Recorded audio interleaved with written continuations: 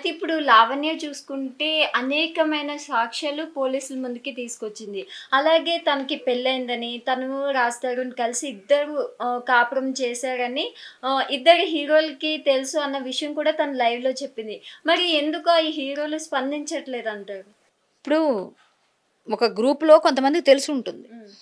ఇప్పుడు నాకు తెలిసిన వాళ్ళు చాలామంది ఉంటారు. అలాగే ఎవరైనా ఏం చేస్తే వాళ్ళు ఏదో బాధపడుతున్నారు, ఏదో కష్టంలో ఉంటే నిజంగా జెన్యూన్‌గా ఉంటే ఏదైనా చేయొచ్చు. వైఫ్ అండ్ హస్బెండ్ అని చెప్పుకుంటుందామె. హ్మ్. ఇప్పుడు మొగుడు పెళ్ళాల మధ్య అనుకుందామమ్మా, వేరే వాళ్ళు దూరుతారా? వేరే వాళ్ళు వెళ్తారా? వెళ్ళకూడదు. వెళ్తే మళ్ళీ వీళ్ళకే దెబ్బలు తగులుతాయి. వీళ్ళిద్దరూ ఇప్పుడు చెడింది కాబట్టి నేను అబ్బాయిని నన్ను ఇట్లా చేసాడు అని చెప్తుంది. అదే బాగున్నప్పుడు అందరికీ చెప్పింది ఆమె? చెప్పలేదు. హ్మ్. ఇప్పుడు మాకో మీకో అందరికి మీడియాకని చెప్పి ఆమె లవ్ చేయలే కదా, మీడియాకి చెప్పి కాపురం చేయలేదు కదా, మీడియాకి చెప్పేమి ఆమె చేయలేదు, మాకు చెప్పలేదు, మీకు చెప్పలేదు, ఎవరికి పబ్లిక్ చెప్పలేదు. ఇప్పుడు చెప్తుంది ఆమె, ఆమెకు కష్టం వచ్చింది కాబట్టి. ఓకే. సరే నేను మోసపోయాను, మోసపోక ముందే నీకు ఆలోచన లేదా? హ్మ్. ఆ అమ్మాయిది కూడా తప్పే కదా. ఇప్పుడు ఆ అమ్మాయి ఎందుకు చేయాలి అట్లా? అమ్మాయి తప్పలేదని ఎట్లా అంటారు? అమ్మాయి తప్పు కూడా ఉంది. రెండు చేతులు కలిస్తే చప్పట్లు, కానీ ఒక్క చేతితో చప్పట్లు రాదు. అవును. సో ఈ అమ్మాయి వెళ్ళి అబ్బాయి వెనక పడింది, ఆ అబ్బాయి వెళ్ళి అమ్మాయి వెనక పడ్డది, ఏదైందో వాళ్ళిద్దరి మధ్య తెలుసు. సో ఆ అమ్మాయి అంత సాక్ష్యాధారాలు తెచ్చింది, అన్ని చేసిందంటే ఈ అబ్బాయి వైపు నుంచి కూడా అమ్మాయి కూడా తప్పు ఉంది. అమ్మాయి ముందే తెలుసుకొని ముందే ఎందుకు హైడ్ అవ్వలేదు, ముందే ఎందుకు వెళ్ళిపోలేదు? అబ్బాయి వెనకే పడి ఇప్పటికి కూడా అబ్బాయి కావాలంటుంది. అంటే అమ్మాయికి పిచ్చి ప్రేమ ఉంది. పోనీ అబ్బాయి ఏ విధంగా చేసినా ఎలా అయినా నాకు అబ్బాయి కావాలి. సో అబ్బాయి తెలుసుకొని అంత పిచ్చిగా ప్రేమిస్తుంది అనుకున్నప్పుడు ఆ అమ్మాయితో ఉంటే బాగుంటుంది. మనల్ని కావాలనుకున్న వాళ్ళతో ఉంటే మనం బాగుంటాం, మనల్ని వద్దనుకునే వాళ్ళతో ఉంటే మనం బాగుండం. ఇప్పుడు అమ్మాయి మనల్ని కావాలనుకుంటుంది కూడా అమ్మాయితో ఉంటే అబ్బాయి బాగుంటాడు కూడా అబ్బాయి వెళ్ళాలి. లేదు నాకు ఇష్టం లేదు, మేము ఏదో ఫ్రెండ్స్ లాగా ఉన్నాం, ఏదో మేము ఎంజాయ్ చేసాం, అయిపోయింది, ఇంకా లెట్ ఇట్ బి, అయిపోయింది, ఇంకా అనవసరం అంటే ఇంకా ఈ అమ్మాయి తెలుసుకొని అమ్మాయి అయినా వెనక్కి వెళ్ళాలి. ఈ అబ్బాయి ఏదైనా సరే వాళ్ళిద్దరు పర్సనల్, అది పర్సనల్ థింగ్. అబ్బాయి హీరో అవ్వడం వల్ల ఇంతవరకు వచ్చింది, లేకపోతే అసలు రానే రాదని మళ్ళీ చెప్తున్నా. ఆ అమ్మాయి తప్పు ఉంది, అబ్బాయి తప్పు ఉంది. సో ఇద్దరు బాధ్యులే, ఒక్కలే బాధ్యులు కాదు. ఈ అమ్మాయికి ఏ విధమైన శిక్ష పడాలో అబ్బాయికి పడాల్సిందో. ఈ అమ్మాయికి ఆల్రెడీ శిక్ష అనుభవిస్తుంది. ఈ అమ్మాయి ఏంటి అబార్షన్స్ చేసుకొని అవి చేసుకొని ఏదో విధంగా మానసికంగా క్షోభ అనిపిస్తుంది. సో ఇలాంటి టైంలో ఒక అమ్మాయికి మోరల్గా సపోర్ట్ చేసే వాళ్ళు చేస్తున్నారు. ఇప్పుడు ఏదైనా గవర్నమెంట్ చేస్తే అమ్మాయికి కొంచెం న్యాయం చేయాలి. అబ్బాయిని ఏమైనా తప్పు చేస్తే, అబ్బాయి నిజంగా తప్పు చేస్తే శిక్షించండి. అంతకుమించి మనం వాళ్ళ మధ్యలో దూరడానికి మనం ఎవరం కాదు. ఎందుకంటే వాళ్ళు వైఫ్ అండ్ హస్బెండ్ అన్నట్టు అమ్మాయి కాపురం చేసాం, పెళ్లి చేసుకుని, పెళ్లి సర్టిఫికేట్ తీసుకురా, లేకపోతే దండలు మార్చుకుని తీసుకురా, అయిపోయింది. తీసుకొచ్చి నాకు మళ్ళీ పెళ్లి చేయండి, లేకపోతే డైవోర్స్ తీసుకోవడానికి నాకు ఇష్టం లేదు, అబ్బాయితోనే పెళ్లి చేసుకుంటాను. ఏదో నీ స్టాండ్ నువ్వు తీసుకున్నావు, అదే నిలబడు. ఇప్పుడు అబ్బాయి వచ్చిన తర్వాత చూద్దాం.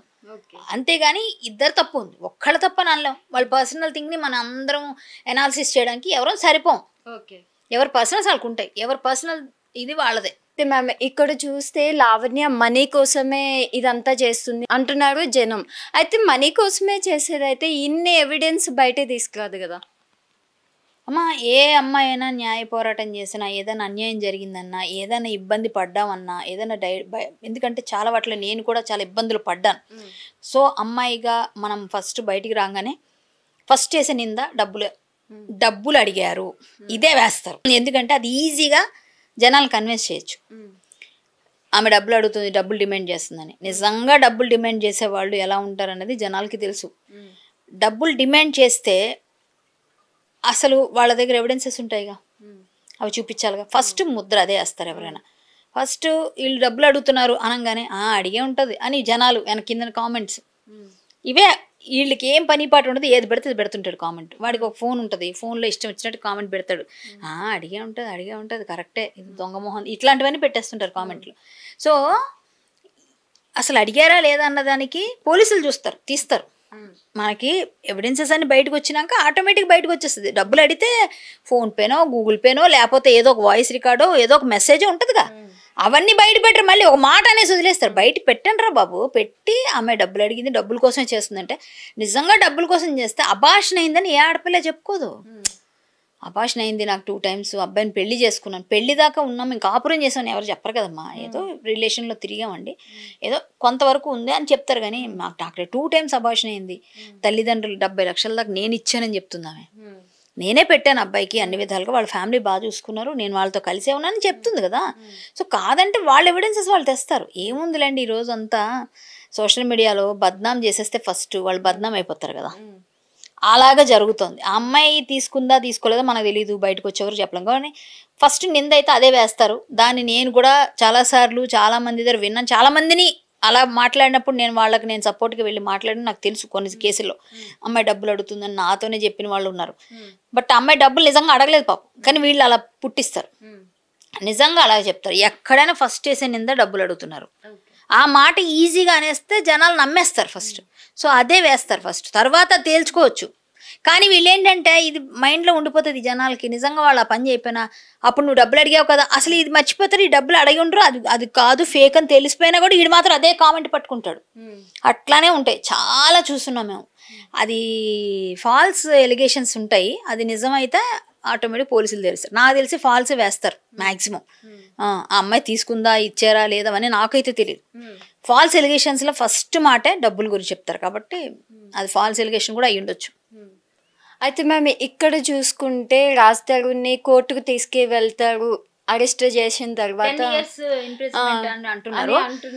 అది కానీ ప్రూవ్ అయితే 493 అనుకుంటా, సంథింగ్ ఏదో నేను చూడ 493 అనుకుంటా. సో అది నాన్ బెయిలబుల్ అని చెప్తున్నారు. 420, 493 ఇంకా ఇంకోటి ఏదో చెప్పారు సెక్షన్. సో ఇప్పుడు ఆ అబ్బాయికి నేరం రుజువు అవ్వాలి, ఇంకా చాలా ఉంది. ముందు అబ్బాయిని ముందు పిలిపిస్తారు, మాట్లాడతారు, ఇద్దరికి కౌన్సిలింగ్ ఇస్తారా, ఏం చేస్తారో చూడాలండి. మనం జడ్జిలం కాదు, లాయర్లం కాదు, మనం పోలీసులం కాదు. మనం అందరం ఏంటంటే ఫస్ట్ అనాలిసిస్ చేసి మనం ఏదో మాట్లాడేసుకుంటున్నాం. ఆ అనాలిసిస్లో రాంగ్ అవ్వచ్చు, రైట్ అవ్వచ్చు. సో మనం మాట్లాడిందే నిజాలు అవ్వాలని లేదు. మనం చెప్పేస్తే వాళ్ళు శిక్షలు వేయరు, మనం చెప్పేస్తే వాళ్ళు జైలుకి వెళ్ళిపోరు. సో అదంతా మనకు తెలియదు. మనం చూడడం వరకే, సమాజంలో జరుగుతున్న వాటి గురించి మనం మాట్లాడి చర్చిస్తే కొంతమందికి రీచ్ అవుతుంది కాబట్టి చర్చిస్తాం. మనకు తెలియదు. రాజ్ తరుణ్ వెళ్ళి కోర్టులో పోలీసులు పిలుస్తున్నప్పుడు వెళ్ళి మాట్లాడినప్పుడు కదా మనకు అర్థమవుతుంది. సో అబ్బాయి ఎంతవరకు చేశాడు అక్కడ అని. అంటే కొంతమంది ఇద్దరు హీరోలకి తెలుసు. ఇందాక మీరు అడిగిన క్వశ్చన్ ఇది, వాళ్ళు మాట్లాడరండి, మాట్లాడరు. మీ పర్సనల్ విషయం వాళ్ళు ఎందుకు వేలు పెడతారు. ఇప్పుడు మీరు ఇందాక అడిగారు ఇదే క్వశ్చన్, నేను అది స్కిప్ చేసా యాక్చువల్లీ. ఎందుకంటే ఇద్దరు హీరోలు కదా, 10 మంది హీరోలు తెలిసి ఉంటుందండి, అబ్బాయి ఫ్రెండ్స్ ఉంటారు కదా, వాళ్ళు ఎందుకు వీళ్ళు పర్సనల్ దానిలో వేలు పెడతారండి. వీళ్ళు ఎందుకు బయటకు వస్తారు, వాళ్ళకేం పని. వీళ్ళిద్దరు లవ్ చేసుకున్నప్పుడు వాళ్ళకి చెప్పున్నా, లేకపోతే వాళ్ళతో కలిసి ఎప్పుడైనా బయటకు వెళ్ళినప్పుడు కలిసి ఉండొచ్చు, ఫోటోలు తీసి ఉండొచ్చు, ఏదైనా జరిగి ఉండొచ్చు. ఇప్పుడు 10 మంది గ్యాదరింగ్లో ఇద్దరు తెలిసి ఉంటారండి, తెలిసి ఉంటే వీళ్ళేం బాధ్యులు అవుతారు. అసలు వీళ్ళ గురించి వాళ్ళు ఎందుకు మాట్లాడతారు. ఇప్పుడు నా ఇష్యూ ఉంటే నా గురించి మాట్లాడతారు. మీరు నాకు ఫ్రెండ్ అయితే మీరు అమ్మాయి ఫ్రెండ్ అంట, అమ్మాయి కూడా ఒక యాంకర్ అంటే అమ్మాయి ఫ్రెండ్ అంట అని చెప్తారు అంతే. ఆ అమ్మాయితో పాటు ఇంకొక ఇద్దరు ఉన్నారు, వాళ్ళు కూడా రెగ్యులర్ గర్ల్స్ ఎవరని వీళ్ళని వాళ్ళు, అప్పుడు ఇంకోసారి ఎట్లా అయిపోద్ది అంటే ఎవరితో ఎవరు మాట్లాడినా ఎందుకు వచ్చిన తలనొప్పి అని ఎవరెవరు కలవకుండా అయిపోతారు. సో ఎవరి పర్సనల్స్లోకి ఇంకొకరు వెళ్ళి తొంగి చూడరు. నాలాంటి వాళ్ళే అన్నిట్లో ఇక మీరు అడుగుతుంటే ఏదో సమాధానాలు చెప్తారు తప్ప అందరి గురించి అవసరం లేదు. అంతే కదా, ప్రతి ఒక్కరు వెళ్ళి మాట్లాడేసి ప్రతిదీ చెప్పాలి అని అనుకోరు. నాకేం పని, నా ఇల్లు, నా సంసారం, నా పిల్లలు, నా సంపాదన అన్నట్టు ఉంటారు. ఇంకొకరి దానిలో ఎందుకు వెళ్తారు, ఇంకో దానిలో ఎందుకు ఎందుకు పెడతారు, ఎందుకు తిట్టించుకుంటారు, ఎందుకు మాట్లాడతారు, అవసరం లేదు కదా. సో అలాగే వాళ్ళు హీరోలు అవ్వని, హీరోయిన్లు అవ్వని, ఇంకొకళ్ళు అవని, ఇంకోళ్ళు అవని, వాళ్ళ పర్సనల్ లైఫ్ ఉంటుంది. వీళ్ళు ఏదో ఫ్రెండ్స్ అయినంత మాత్రం వీళ్ళు పర్సనల్గా తిట్టుకుని కొట్టుకొని ఇంత పెద్ద ఇష్యూ అయితే వాళ్ళు ఎందుకు బయటకు వస్తారు. వాళ్ళు ఏమన్నా కానీ వాళ్ళు రారు, వచ్చినా మాకు అమ్మాయిలు తెలుసు అంతే అంది సింపుల్గా వెళ్ళిపోతారు. వాళ్ళకేం సంబంధం ఉంటుంది ఇందులో. వాళ్ళు మనం అడగడానికి లాగడానికి ఎక్కడుంది రైట్. తెలిస్తే ఎందుకు మాట్లాడాలి చెప్పండి మీరు. ఫస్ట్ మాట్లాడాల్సిన అవసరం లేదు, అంతే సింపుల్. సరే, అయితే ఇప్పుడు ఫైనల్గా ఏమంటారు. ఫైనల్గా ఆ అబ్బాయి రావాలండి. ఆ అబ్బాయి ఉన్న ఎవిడెన్సెస్ ఏముంటే బయటికి తేవాలి. లేని పక్షంలో అబ్బాయి తప్పు ఉంటే అబ్బాయిని కోర్టుకి హాజరుపరుస్తారా, లేకపోతే పోలీస్ స్టేషన్లో అరెస్ట్ చేస్తారా, రిమాండ్కి పెడతారా చూడాలి మనం. ఆ లాలో ఏ విధంగా ఉన్నాయి, వాళ్ళు పెట్టిన కేసు ఎంతవరకు ఇంపాక్ట్ ఉంది, ఈ అబ్బాయి నిజంగా అందుకు కరెక్ట్గా బాధ్యుడా చూస్తే కానీ తెలియదు. సో మనం ఫైనల్గా ఆ అమ్మాయి అబ్బాయిది ఇద్దరు కలిసి కూర్చొని మాట్లాడుకుని సార్ట్అవుట్ చేసుకుంటే అయిపోతుందేమో. అబ్బాయి ఓకే చేసుకుని పెళ్లి చేసేసుకుంటారేమో తెలియదుగా మనకి. లేదు ఇద్దరు విడిపోతారేమో, లేకపోతే ఈ ఫైట్ ఇట్లానే అమ్మాయి చనిపోయిన దాకా చేస్తాను అంటుంది కదా, నేను ఏమైపోయినా పర్లేదు చచ్చిపోయినా చేస్తా ఫైట్ అంటుంది. సో అమ్మాయికి నిజంగా అంత గట్టిగా నిలబడితే అబ్బాయికి లాగుతూ ఉంటే ఎప్పుడో ఒకప్పుడు శిక్ష పడాలి కదా. ఒక 4 years 2 years 3 years 5 years 10 years పడాలి కదా. సో అంతవరకు ఇది లాగుతారు అప్పుడు. Okay, thank you ma'am. Thank you.